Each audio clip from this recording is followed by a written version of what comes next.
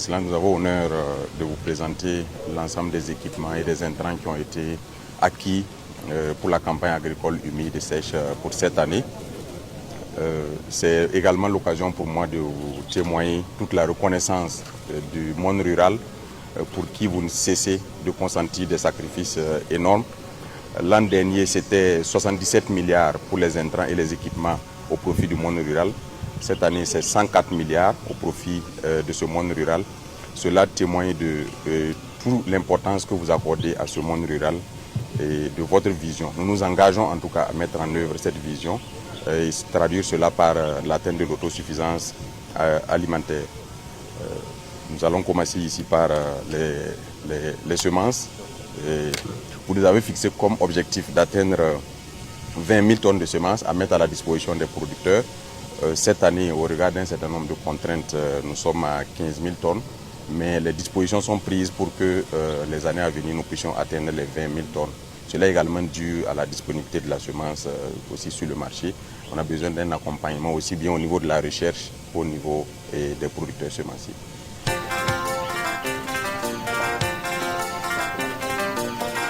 Oui, bon. Ici, nous avons les aliments pour voilà, les SPAI, voilà, les sous-produits agro-industriels. C'est destiné pour l'alimentation du bétail. Okay. Nous avons 1580 tonnes d'aliments pour poissons. Comme vous nous avez fixé comme objectif pour cette année de réduire de moitié les importations en matière de produits halieutiques. Et nous avons intensifié la production de poissons en cage flottante. Cela nécessite de l'aliment et il faut accompagner les différents producteurs pour que le coût de revenu puisse être assez réduit. Les fertilisants minéraux, ici nous avons bien sûr les engrais. L'année passée, nous avons dépassé la barre des 60 000 tonnes mises à la disposition des producteurs à prix subventionné.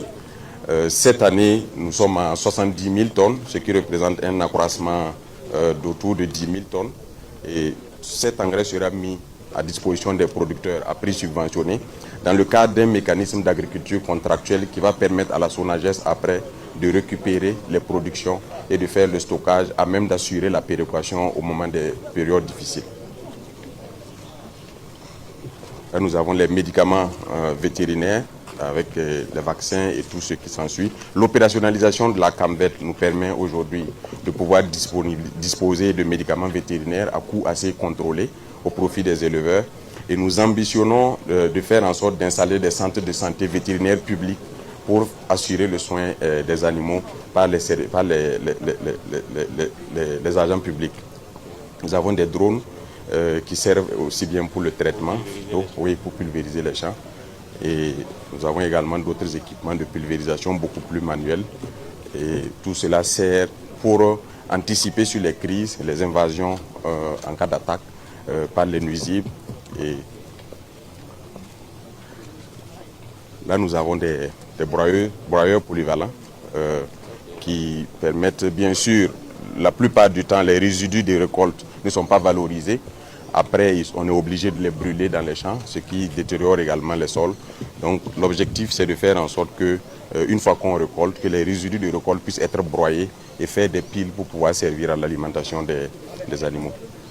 Voilà. Nous avons des unités de transformation de patates douces à chair orange que nous avons pu acquérir pour mettre à la disposition des coopératives de femmes et leur permettre de pouvoir transformer en chips et tous ces produits-là pour la consommation.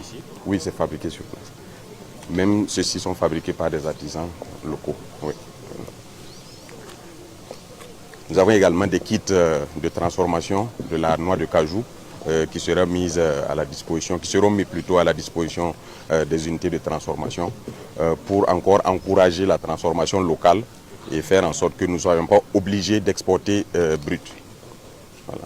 C'est toujours les broyeurs polyvalents, un autre modèle, toujours dans le sens de valoriser les résidus de la récolte. Nous avons pu acquérir un certain nombre de véhicules pour non seulement accompagner les services déconcentrés, mais également renforcer les capacités de la Sonater et de l'ONBA, qui sont de plus en plus opérationnels sur le terrain, dans la réhabilitation des barrages, mais également dans la réalisation de nouveaux barrages. Ils ont 4 grands chantiers en cours actuellement, donc ils ont besoin de capacités logistiques. Ouais. Et les autres, ce sont des véhicules qui sont destinés aux directions provinciales, mais également aux services déconcentrés tels que les brigades de mécanisation agricole que nous avons créées sur vos instructions pour pouvoir réduire la pénibilité du travail des agriculteurs. Toujours dans ce registre, l'année passée, grâce à votre appui, nous avons pu mettre à la disposition des agents plus de 770 motos pour rapprocher l'encadrement technique des producteurs. Cette année, c'est 1033 motos qui seront mis à la disposition des agents. Nous avons choisi ce type de moto à cause de non seulement la résistance, mais également la faible consommation. Je pense que nous avons eu des retours d'expérience qui sont assez intéressants sur l'utilisation de ces motos. Nous envisageons d'en mettre 1033 à la disposition des agents. C'est toujours un peu insuffisant, mais je pense que ça renforce considérablement leur capacité pour pouvoir intervenir sur le terrain au profit des agriculteurs.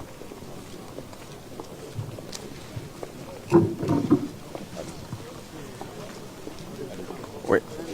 L'enjeu également pour la production, c'est, comme vous nous avez instruit de produire en tout temps, c'est bien sûr l'irrigation.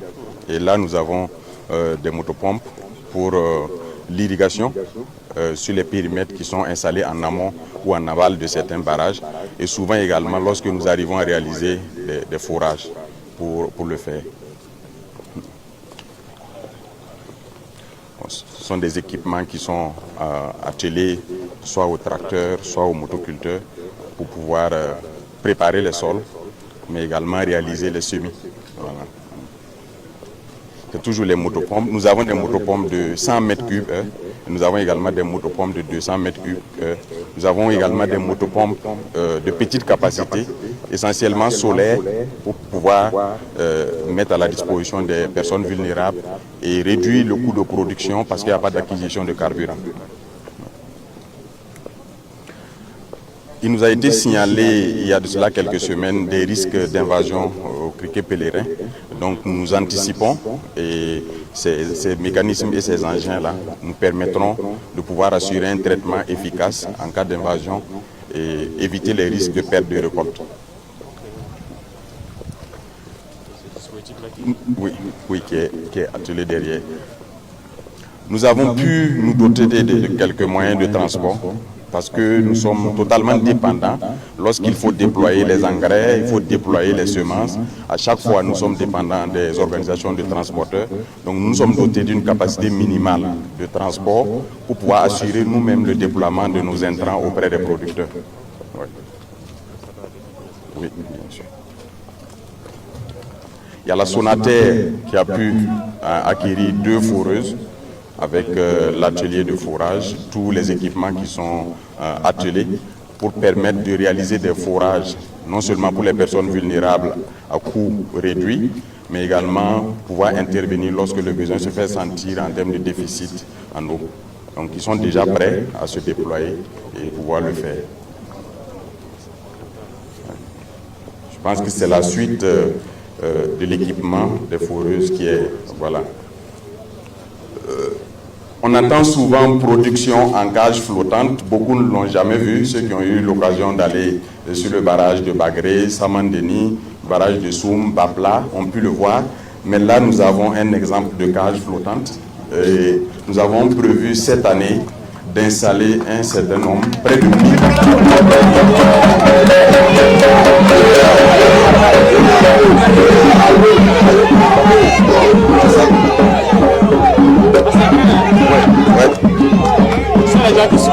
Oui. Ça, ce sont nos artisans locaux qui le font et c'est vraiment fait de manière artisanale. Ils se sont perfectionnés, ils avaient fait ça de manière carrée. Les contraintes ont fait que les soudures à un moment donné ne tiennent pas. Donc ils ont imaginé et repris le modèle pour le rendre circulaire et faire en sorte que les contraintes soient de moins en moins, aient de moins en moins d'impact sur la structure. Comment ils ont transporté ça? Ils ont transporté les microstructures qui sont venues assembler. Oui, qui sont venues assembler. Voilà, et lorsqu'il faut sortir également, c'est à travers ça qu'on fait sortir. Le filet va souvent jusqu'à 3 mètres et plus de profondeur, et lorsqu'il faut pêcher, nous avons prévu d'acquérir des moyens pour pouvoir sortir le poisson de l'eau. Nous avons prévu d'en mettre un certain nombre à titre gracieux au profit des producteurs.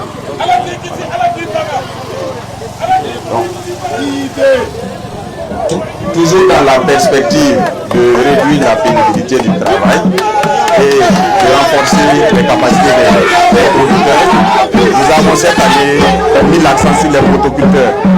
Voilà, qui pour les petits espaces tels que 1 hectare, moins d'1 hectare, 2 hectares, et ces motoculteurs nous permettent de pouvoir agir vite au profit des producteurs et de consommer moins de carburant. Voilà, donc nous avons acquis cette année 1102 motoculteurs.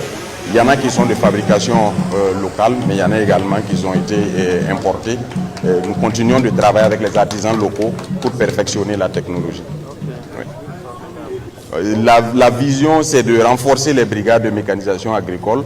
Nous les avons érigées en service directement rattachés aux directions techniques au niveau central, pour faire en sorte qu'au niveau de chaque brigade de mécanisation agricole, il y ait le minimum d'équipements qui permettent d'offrir aux producteurs des services à des coûts contrôlés. Voilà. Donc nous aurons des tracteurs, des motoculteurs, des moissonneuses, batteuses, des égreneuses et tout le dispositif qu'il faut, aussi bien de la préparation des sols jusqu'à la période de récolte et de post-récolte. C'est toujours des motoculteurs qui sont là.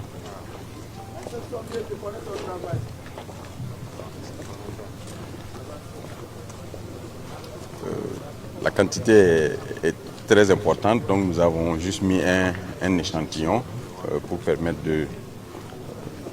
J'espère qu'à la récolte cette année, on va acquérir aussi des équipements pour ça. Oui, oui, cette année nous avons prévu en tout cas des équipements post-récolte assez importants, des mini-moissonneuses pour permettre d'accélérer la récolte et enclencher, vu le volume d'aménagement que vous nous avez permis de réaliser cette année, de pouvoir enclencher rapidement une deuxième campagne.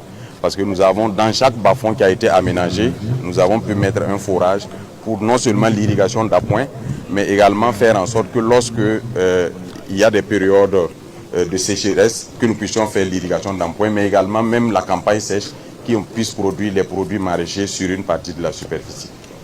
Voilà. Là, nous débutons la vague des tracteurs.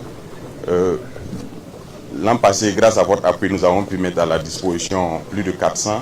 Cette année, c'est également plus de 500 qui sont prévus. Et nous comptons renforcer cela.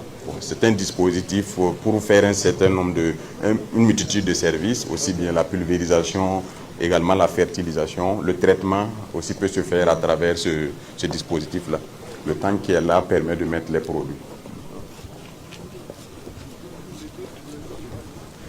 Là, nous avons des tracteurs de grande capacité et nous en avons de moyenne capacité également, 80 chevaux, 60 chevaux.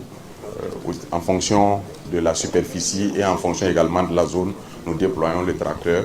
Tout cela vise à renforcer bien sûr les capacités du pôle de croissance de Bagré, sur lequel nous ambitionnons d'installer dans quelques temps les agro-investisseurs qui sont intéressés et qui auront des produits, des projets structurés, et nous comptons lancer un appel à manifestation d'intérêt. Et cela va permettre à Bagré Pôle de faire des prestations au profit des producteurs qui sont installés, vu qu'ils ont réussi à mettre quand même une certaine discipline sur la plaine depuis un certain temps. Cela vient renforcer les tracteurs qui sont déjà sur le terrain, qui ont commencé déjà les labours pour la campagne en cours, et vraiment qui se passe très bien. Et nous avons pu déceler quelques petits problèmes liés à des pièces de rechange, mais nos artisans locaux nous donnent satisfaction. Il va permettre d'adapter, de faire des pièces adaptées pour de reproduire sur place ici, pour que nous puissions remplacer lorsqu'il y a des soucis. Je suppose qu'il y a beaucoup de mécaniciens qui se forment déjà sur ces engins-là. Affirmatif, Excellence. Nous travaillons à cela et nous sommes en train de redynamiser l'atelier mécanique pour faire en sorte non seulement de former davantage de mécaniciens, mais également d'outiller dans chaque commune un certain nombre de mécaniciens qui vont assurer l'entretien de tout ce matériel agricole moderne qui est en train d'être mis à leur disposition. C'est qui étaient déjà sur le terrain l'année passée, là, les retours sont bons. Oui, les retours sont excellents par rapport non seulement à la qualité des tracteurs, nous avons pu le voir nous-mêmes, mais également à l'entretien. Il y a eu quelques détériorations de pièces pour lesquelles nous avons, à travers la Sonater, acquis des pièces de remplacement pour pouvoir remettre ces tracteurs en selle.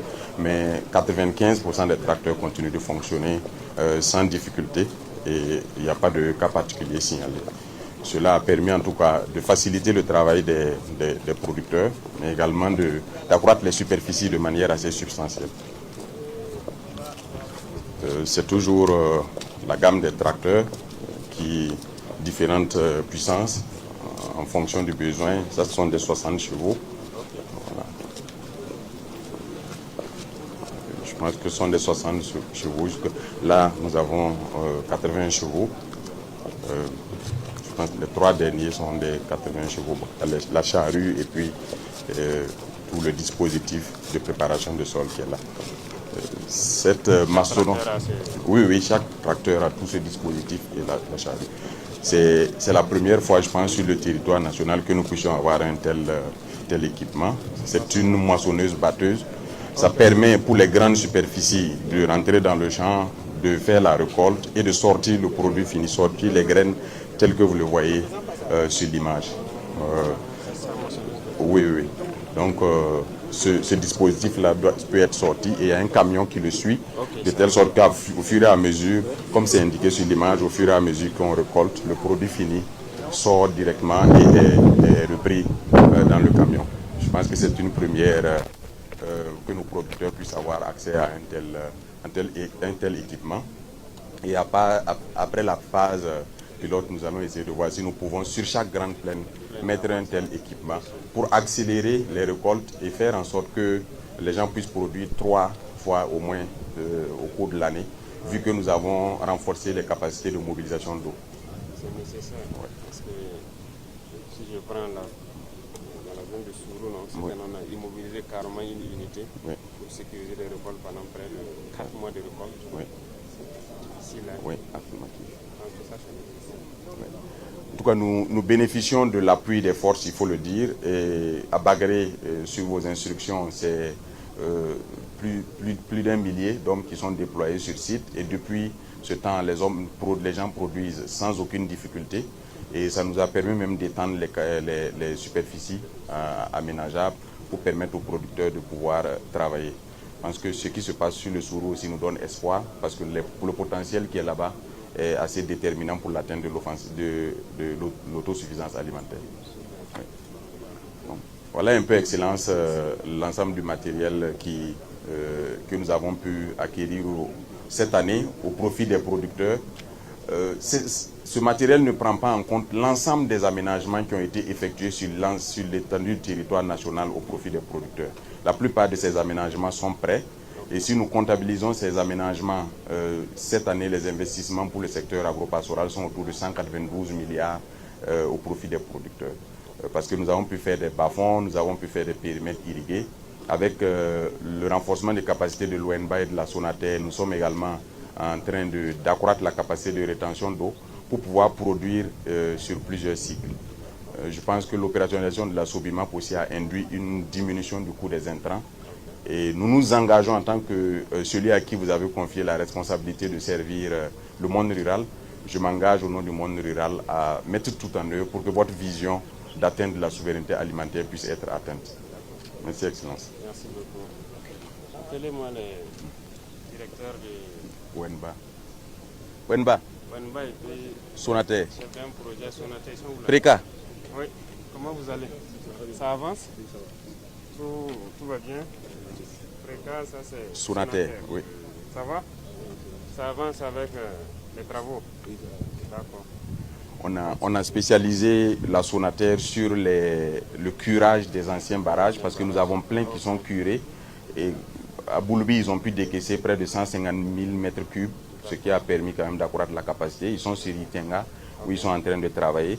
Et l'ONBA est sur la réalisation des nouveaux barrages. Ils ont reconstitué la digue du barrage de Goulouré et ils sont en train de faire une extension qui va multiplier les capacités de rétention d'eau de 80 000 m3 à 800 000 m3 d'eau.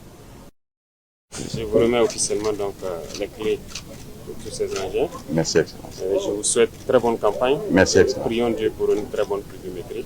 Merci, Excellence. Que vous puissiez atteindre vos objectifs fixés cette année. Camarades présidents, nous nous engageons, au nom du monde rural, nous nous engageons à mettre en œuvre votre vision conformément à vos instructions. Merci beaucoup.